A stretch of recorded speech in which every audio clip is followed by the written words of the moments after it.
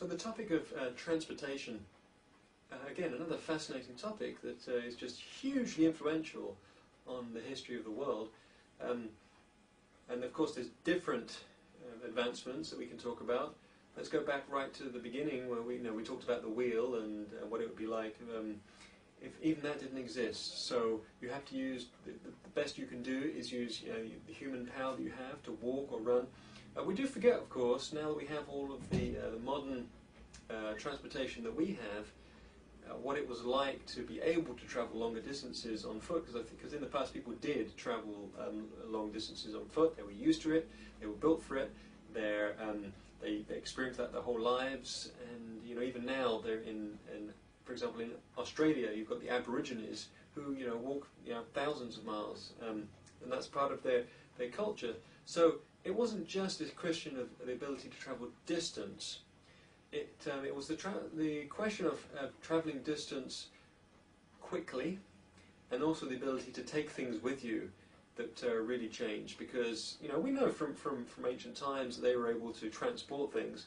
They did things that we don't even know how they did it. So at Stonehenge, for example, you've got these structures, the megaliths, these huge stone. Rectangle stones that they pulled from what they believed to be a long distance away, and they still really don't know how they did it. But they did it. So they did have the ability to transport things, and I think we're somewhat arrogant looking back historically sometimes, saying, oh, in the past they didn't know how to do things, and they were just really backward cavemen. We don't really know, and so the things in the church, we understand that there was a flood of some kind that wiped out a lot of things, and other things, other cultures that got wiped out that may have a lot of secrets, and they may have known things that we don't give them credit for. And just because we can't find them now doesn't mean we didn't have them. So that being said, they may have had some pretty good ways of transporting things, but still, I think they were limited to the speed and the amount of things they could transport. So then you think about the advancement of the ship. Now that I think is one of the biggest things, but it's been there for so long it's hard to really tell. Ships have been around for a long time, and even when you look at the scriptures, when the Book of Mormon is talking about the Jaredite barges that they used to move across bodies of water and eventually across great seas, the ark in the flood times, and they must have already had the ability to build ships as well as the ark. And then also you have the Book of Mormon and Lehi and his family traveling across the great waters in boats. And we know that they had boats for many years. That they had boats, and there's probably civilizations where they had ships and boats that have been lost. So, and we don't know everything about them, but the ability to use boats has been around for many years. So even the ability to travel between continents, between countries, is not particularly a modern thing, and it's been around for a long time. However, it's the speed is really what I think makes a huge difference. So you've got you think in ancient times, you've got these ships, and even in the New Testament, in our family study, we've been studying Acts, and we're into Romans now at the moment.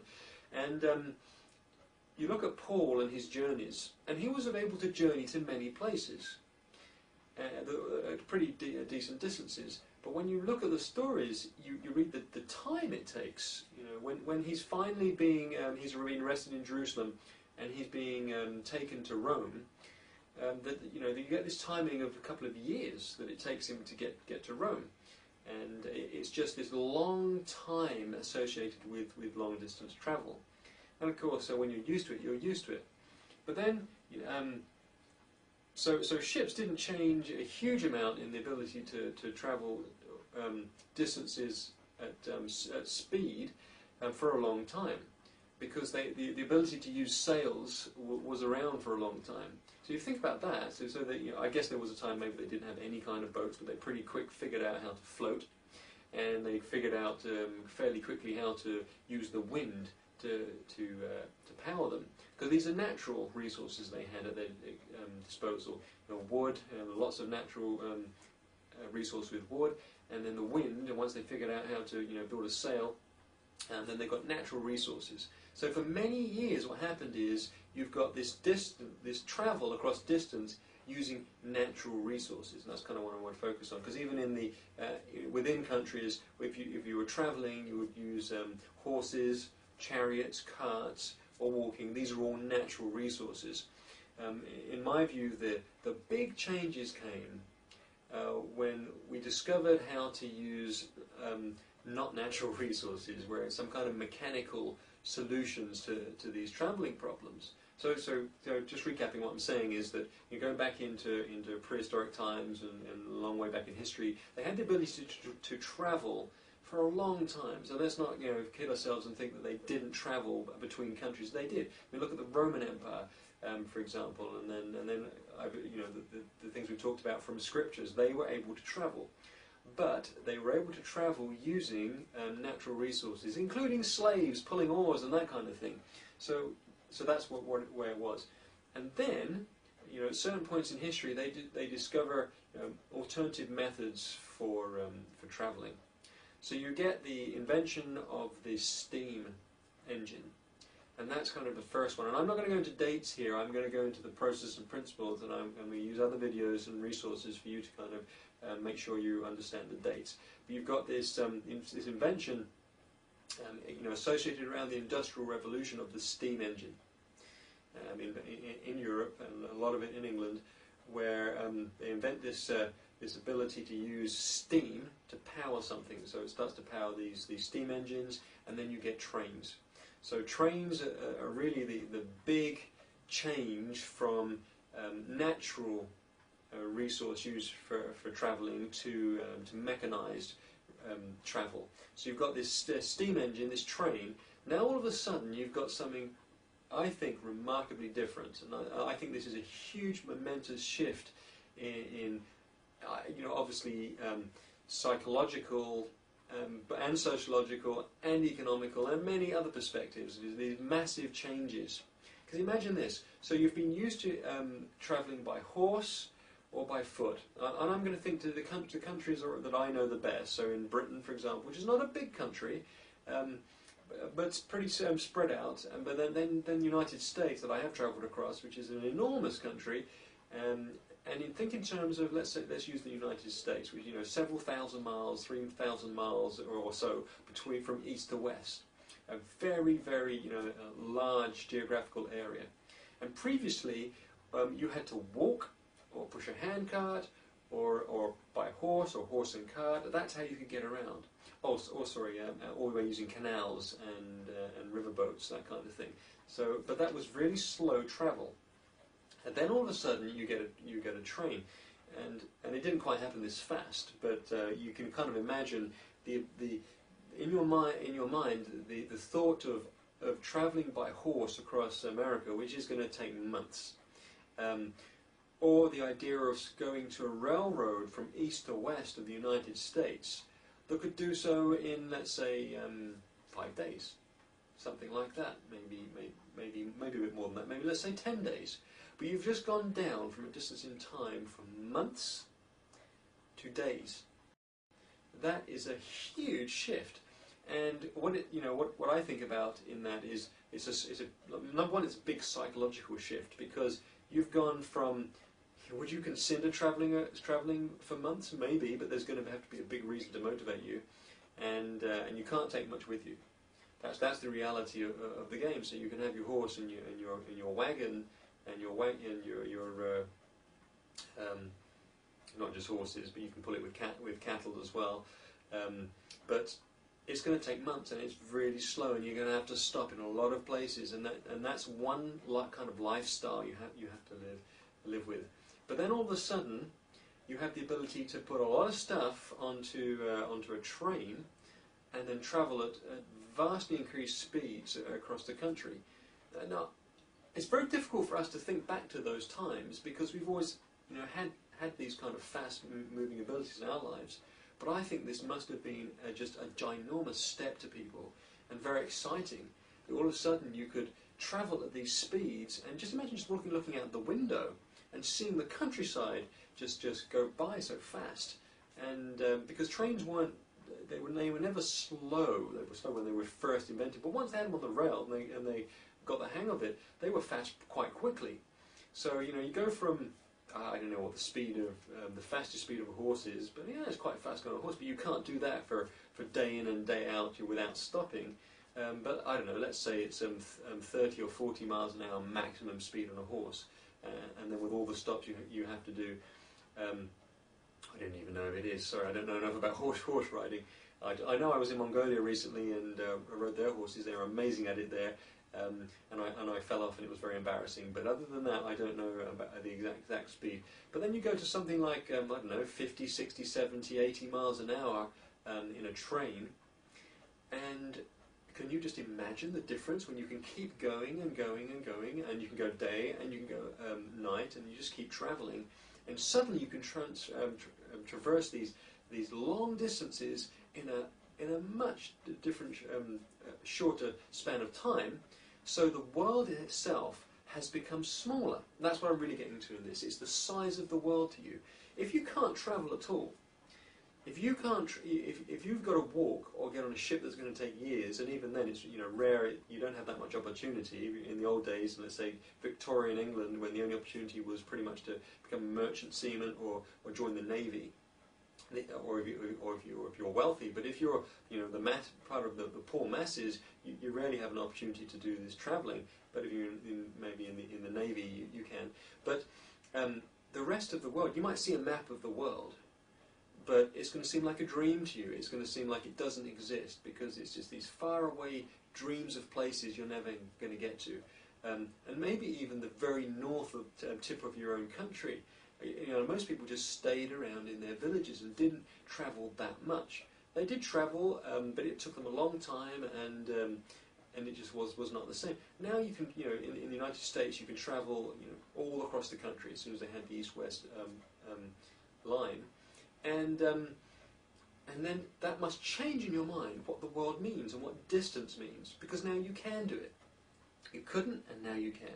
Or you could with huge difficulty, and now you can pretty easily travel these large distances. And I think that changes the concept of distance.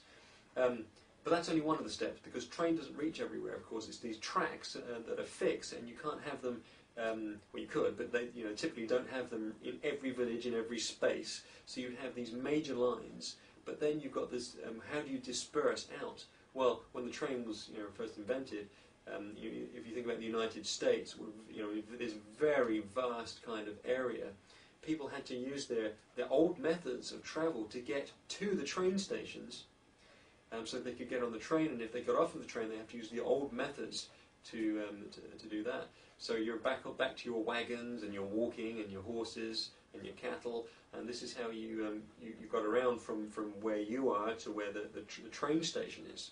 So once you were off the train, the dispersal, the travelling out of that was again back to slow. So the train was I think the first big critical change in transportation that shifted the psychology of the people. Now, how did it? So psychologically, the world has become smaller. You feel like you can go places.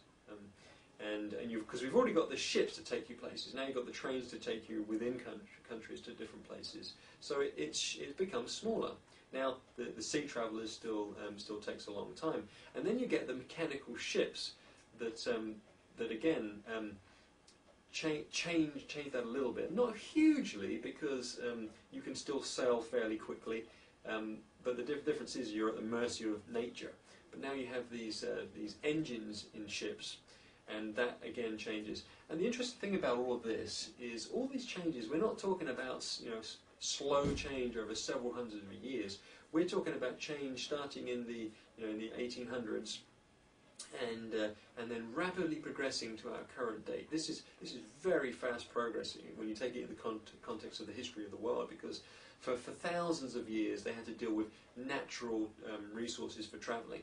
Now all of a sudden, all intermingled with the Industrial Revolution, you've got these mechanized forms of travel, and then of course, so you've got the ships with engines, you've got trains with engines, and then you get automobiles with engines.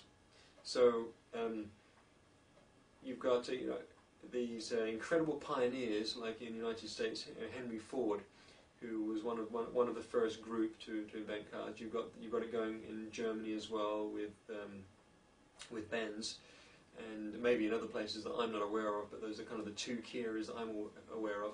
And they start inventing these mechanical wagons. So, and it's really interesting how paradigms are, because the first forms of the mechanized cars were really just horse and cart without the horse. They looked like a carriage that would have had horses on, but it's now got an engine in it. So people see, this is a really interesting thing to think about when you think about advancements in technology and inventions. We tend to think it's very difficult to think outside of our experience. Maybe it's impossible, I don't know. So when we're developing the next thing, it kind of looks like the old thing, because that's what we know. So when it comes to cars, at first they didn't start thinking, well, I wonder what the best format for a car was. Well, no, they just went from what they had. Interestingly enough, here's another paradigm. Talking about transport, but and paradigms. We call the seat on a bicycle, we call it a saddle. Maybe we don't anymore, but certainly when I was growing up, it was called the saddle of a bicycle. A saddle is the same term as the saddle on a horse.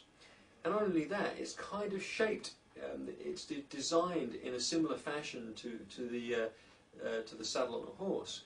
Because that was what they knew. Is they understood how you would sit on a horse, and so when they invented bicycles, which again I'm not going to talk much about bicycles because they're human powered, so it's natural power rather than mechanical. But they thought about a saddle on a horse, and they kind of transferred it to the saddle on a bicycle. And for many years we've had these really to me very strange formats for bicycles, because they don't really. They're not very comfortable, they're uncomfortable.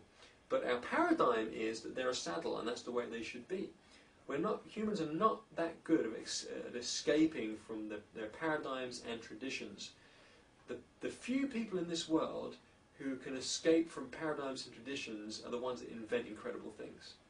So one of the things I'm going to suggest to you into this class, and I'm going to ask a question about this, is to me one of the things that I could say preach to you the most in this class is the ability that you should have to remain skeptical about truth other than the principles of the gospel.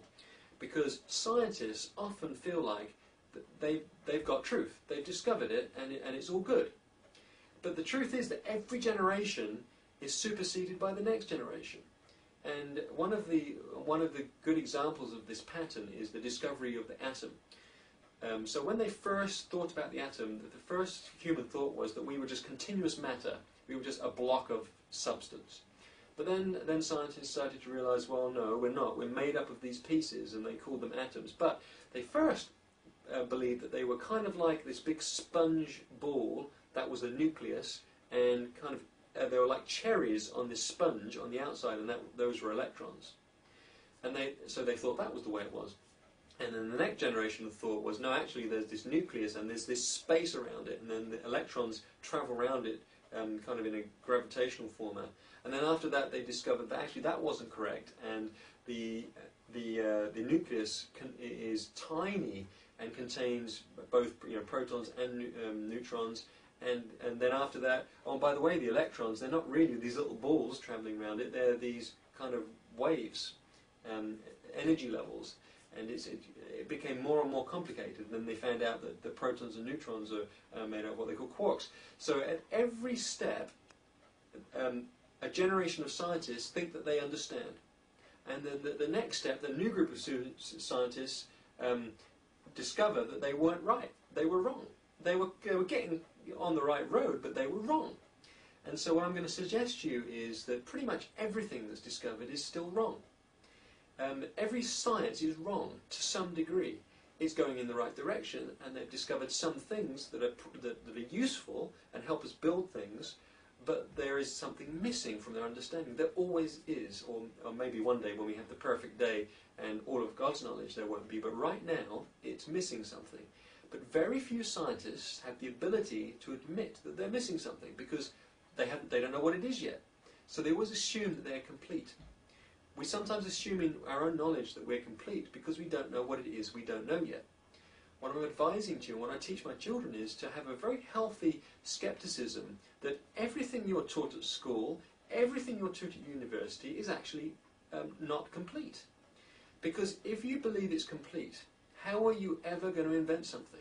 You know, we're talking about technological advancements.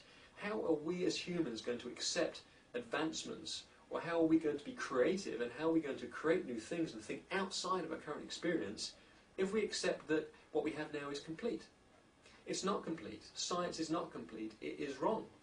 It's wrong somehow, in some way. The theory of relativity is probably incorrect in some of its assumptions. They just don't know what it is yet, because Newtonian physics, the laws of Newtonian physics, in the day that they thought they were 100% correct, and according to the experiments they could do, they were. But Einstein found out that there were, if you push the limits of those theories, they don't work anymore. And he came up with his theories of relativity. And I'm suggesting that his also have some incompleteness about them, things we don't know yet.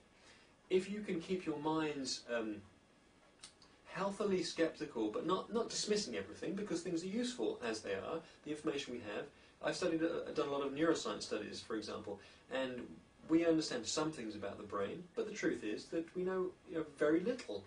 And we will learn more and more and more. So right now, if you go into a class about neuroscience, it's going to be wrong. It's going to be incomplete. And somebody in a year from now is going to find out why our picture of neuroscience currently is not complete.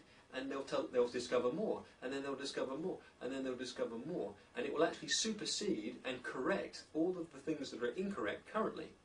So I believe that humans can be inventive and create things, but the only people who end up making great discoveries are the ones in their mind don't fully accept the current picture. They have this healthy skepticism to say, you know what, there must be something missing from this, and we just don't know what it is yet. So it's great to ask questions. It's great to challenge in a nice way, not always dismissing everything. I don't dismiss anything, but I do challenge everything, because I do believe that there's more to be learned about every single subject and every single science.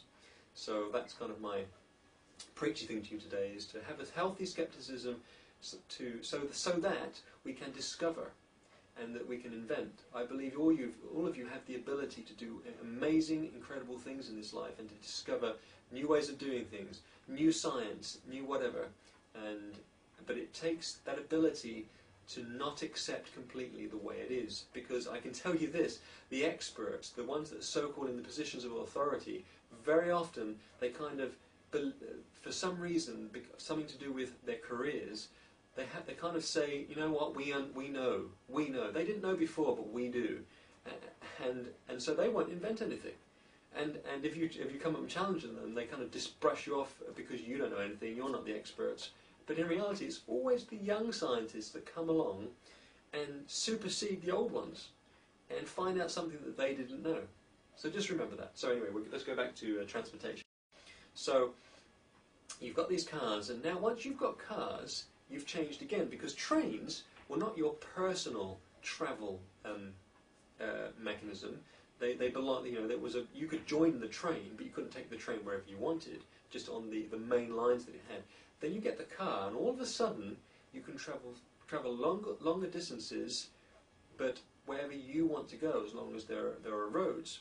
And then once they started building roads between the states and between different towns and cities, then you've got an individual who can travel these long distances, but when they want to. So again, we've shifted, and all of this was quite, I think, a fairly short space of time in history. So you've got these trains where you could go places long distances, but only where they would take you. And once you get off the train, you're back to the old style of transport. Now you've got these motor cars and motorbikes, where you can travel where you want to travel, and in very short periods of time. And again, I think this changed the whole psychology of this idea of I can go where I want to go. I think that's the massive difference between if circumstances permit, one day in my life, if I dream about it, maybe I can go somewhere. But it will take a long time. 2, I can go where I want, and I can go tomorrow, if you own a motor car. And I think these are the big psychological shifts. I can go where I want to go. I can do what I want to do. I am not subject to just stay around my village. So okay, so we talked about the car. But then you've still got this issue of the world itself. Your country has now been condensed into a smaller space. Let me a point on that though. You know, I've travelled across the United States, and it is a big place, and it is not easy to drive from east to west. We've done it. We've driven from Utah to New York and back again, and it's a long time, and it's not easy, but it can be done. But it's not something you would choose to do every day. You might do it a couple of times a year if you needed to travel. You know, if you were going to visit family or something like that. But you're not going to do this every day. Now, so distance has been condensed, but you still don't want to travel large distances between countries or between two sides of a big country. And then, so then you've got maybe, I don't know if it's the most important, but as important as the others, you've got the advancement of the airplane. And we've probably all seen the old films about the Wright brothers and their experiments, and even before that you've got hot air balloons, and hot air balloons can travel in air but not very fast. So the invention of the airplane changed an awful lot of things. It changed, you know, we decided we wouldn't talk about warfare, we decided to talk about transportation, but just think about the difference that having an airplane meant to how warfare happened. But that itself, you know, we could spend an entire day talking about just that. So you've got an airplane, and obviously not overnight, but quite quickly and very rapidly in terms of history, you can travel across country and from country to country. And then, and this is really kind of around the World Wars kind of era before it kind of became real, but then you start having these commercial airlines that could take people from state to state in the United States, and also between country, and between the Atlantic Ocean and between oceans. And then I think basically now the world is shrinking. Your country has shrunk before with the train and the automobile, and now the whole world is shrinking because now you can travel. You know, think about this. I mean, this is momentous. It takes even with the fast boats, it's going to take weeks to travel between Britain and America, let's say on the Atlantic Ocean. Now you can travel between England and America in less than a day. So you've got going from weeks to a day. That is an incredible shift in time distance. And I think with all of this, what happens is life itself gets faster to kind of fill the space that you create when you allow for the world to be smaller. What I'm trying to say by that is we tend to fill up space, and space in this context is the context of distance, the ability to travel. So if you create the ability to travel in short distances, in short times between countries, we start to fill that void by doing that travelling. So our lives change.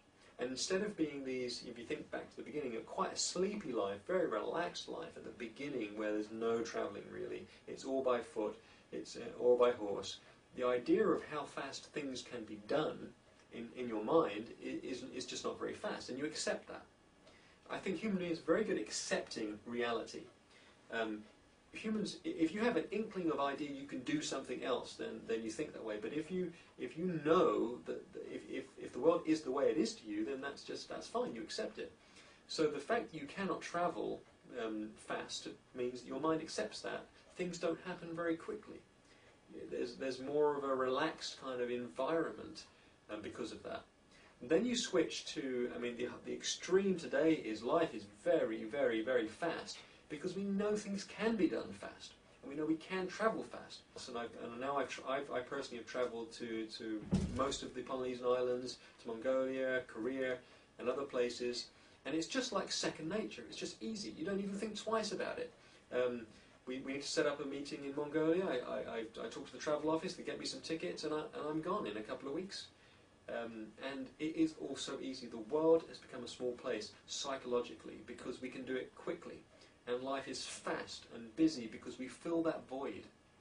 So, I know I'm talking about lots of different things, and I've talked about the change from the natural travel mechanisms. That's the big change, from natural to mechanized.